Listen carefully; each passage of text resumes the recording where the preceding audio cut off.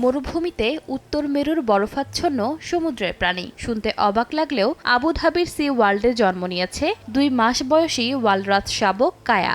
এটি মধ্যপ্রাচ্য ও উত্তর আফ্রিকায় জন্ম নেওয়া প্রথম বড় আকারের সামুদ্রিক স্তন্যপ্রায়ী প্রাণী। বিশেষজ্ঞরা মনে করছেন দীর্ঘ পরিকল্পনা, আধুনিক পরিচর্যা এবং নিরলস প্রচেষ্টাতে সম্ভব হয়েছে এই অর্জন। জন্মের পর থেকেই প্রাণবন্ত কায়া। কখনো মায়ের পাশে সাঁতার কাটছে, কখনো পানিতে খেলছে, আবার কখনো মায়ের গা ঘেঁষে বিশ্রাম নিচ্ছে। তার প্রতিটি মুহূর্তই এখন দর্শনার্থীদের বাড়তি আনন্দ দিচ্ছে। কায়ের মা সুশির বয়স 23 বছর। ওয়ালরাসের গর্ভধারণকাল প্রায় 15 মাস। পুরো সময় জুড়ে তার স্বাস্থ্যের ওপর নজর রেখেছেন প্রাণী চিকিৎসক ও বিশেষজ্ঞরা। নিরাপদ পরিবেশ নিশ্চিত করেই জন্ম দেয়া হয় কায়াকে। বিশেষজ্ঞরা বলছেন প্রতিদিন প্রায় 1 কেজি করে ওজন বাড়বে কায়ার। পূর্ণবয়স্ক হলে তার ওজন 1.5 টন পর্যন্ত হতে পারে।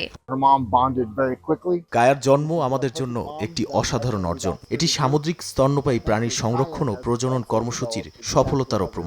আমরা কায়া ও তার মায়ের স্বাস্থ্য নিবিড়ভাবে পর্যবেক্ষণ করছি এবং দুজনেই ভালো আছে।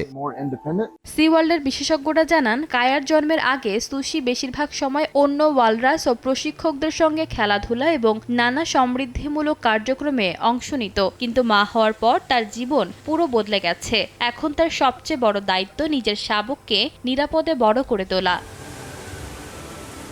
ওয়ালরাসরা সাধারণত উত্তর মেরু ও আর্কটিক মহাসাগরে বরফাচ্ছন্ন এলাকায় বাস করে। সেখানে তারা দল বেঁধে বরফের ওপর বিশ্রাম নেয়, পানিতে খাবার খোঁজে এবং একে অপরের সঙ্গে নানা ধরনের শব্দ করে যোগাযোগ করে। সেই প্রাণী এখন মরুভূমির দেশ সংযুক্ত আরব আমিরাতে। ঈশিতা আক্তার, সময় সংবাদ।